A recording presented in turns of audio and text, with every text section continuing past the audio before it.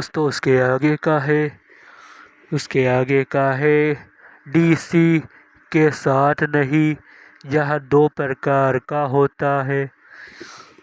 उच्च आर्य ट्रांसफार्मर, यह कम वि- विभव वाली प्रबल प्रतिवर्ती धारा को उच्च विभव वाली निर्बल धारा में बदल देता है।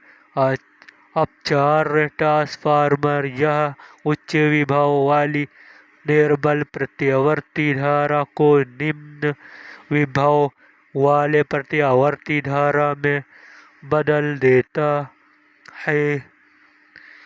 रचना: नर्म लोहे की पट्टी को एक के ऊपर एक रखकर बनाई गई पटरी को कोण होती है। तो दोस्तों इसके आगे का अगली वीडियो में, तब तक के लिए टाटा बाय बाय।